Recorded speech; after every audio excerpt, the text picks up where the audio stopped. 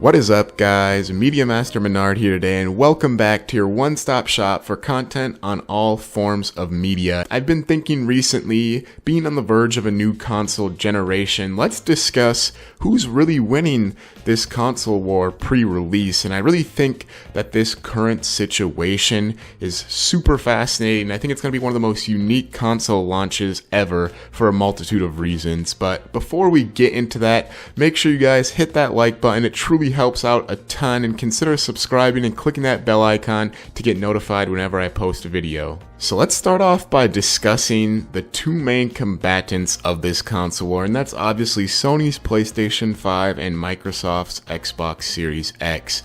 And both consoles are going to be much stronger than their predecessors, and each are claiming to be able to play games at 4K 60 FPS.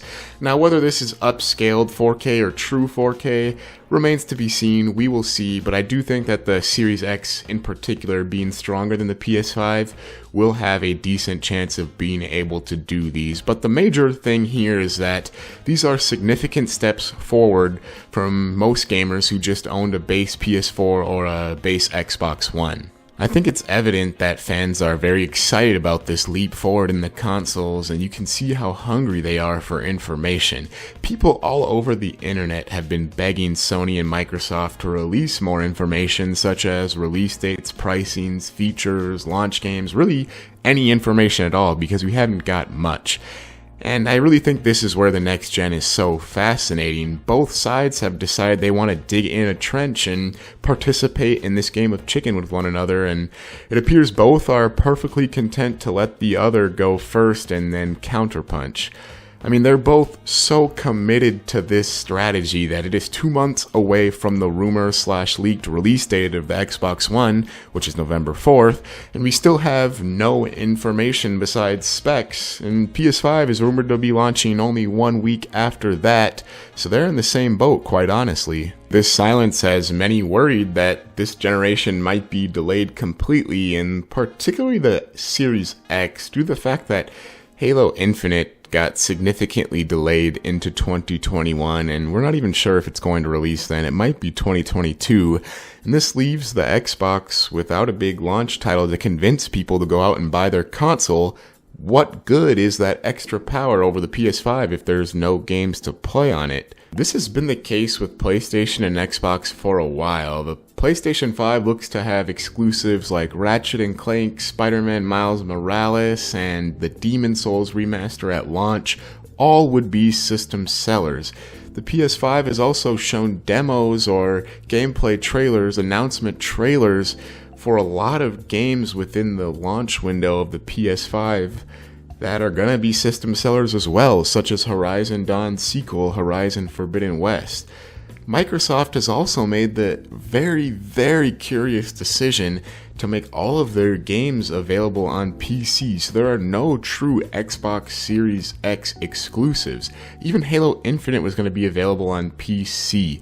I know this is a part of Microsoft's big picture plan, but it does beg the question, why get an Xbox when you can play these games on PC? And I'll get into that a little more later on. Sony isn't without their problems too, though. It looks like their stock is going to be extremely limited for PlayStation 5s, and this is to be expected with the current global circumstances, but I do think it could take away from a lot of the momentum surrounding the PS5. I would be remiss to not mention Nintendo in this discussion. While Nintendo won't be releasing a new Switch or the successor to the Switch at the same time as the Xbox and PlayStation, they do still play a very important role in the current landscape of gaming. Nintendo is absolutely crushing it right now. Stores cannot keep Nintendo Switches on shelves, and they've been in super high demand. One could easily make the argument that they are winning the console war right now, and I think I would have to agree. The longer that Sony and Microsoft continue to play this game of chicken, the better off Nintendo is, and any blunders that Microsoft and Sony make are going to benefit the Nintendo Switch greatly. And lastly, the more expensive these consoles are, the better off the Nintendo Switch will be. And I always think that Nintendo has been smart to avoid these direct entanglements with these more powerful platforms, and it's obviously been a huge reason for their success. Nintendo can offer a lower price during the launch window of the PS5 and Series X, and then after a year or two they can release their own new hardware with no competition to keep up with the advancing technology and continue to accrue third-party support on their system. It looks like this is their plan with the successor of the Switch. Now I need to talk about PC gaming in particular as it relates to the Xbox Series X. When the specs came out for the Series X, they seemed very good and on par with some pretty powerful and expensive gaming rigs, but Nvidia's newest announcement of the 30 series of graphics cards has essentially made the Series X obsolete.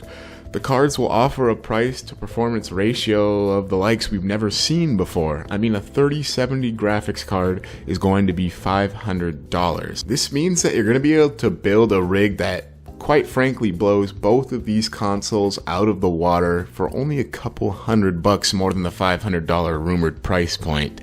And I do actually think the Series X might be a little more expensive than $500. I just have a feeling. And this price point of the 3070 at $500 is a huge gut punch to Microsoft in particular, since they are making all of their exclusives also available on PC.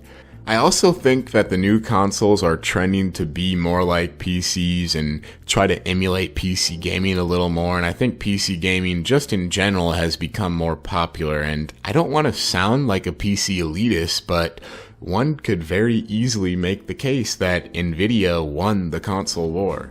All in all, I think you could make a case for any of these platforms winning the current console war or next-gen console war at this point. Except for Microsoft and the Series X, it just seems like Microsoft needs to make some big changes or alter their philosophy somehow to get back in the conversation. But I want to know what you guys think now at this point. Who do you think is winning the console war, and what do you think Microsoft can do to remain competitive? What consoles/PC hardware do you plan on owning at this time next year? Let me know the answer to all of those questions down in the comments below. Again, if you guys did like this video, please leave a like, subscribe to the channel, and click on that bell icon to get notified every time I upload a video. I'm going to be bringing you guys more movies, TV, video game, and anime content. Follow me on Twitch and Twitter to find out what I'm up to. Links are in the description below. And until next time, this is Master Menard, signing off. Now look at the top, I'm going crazy, who wearing the crown? Scootly bop, doodly bolly, doodly down.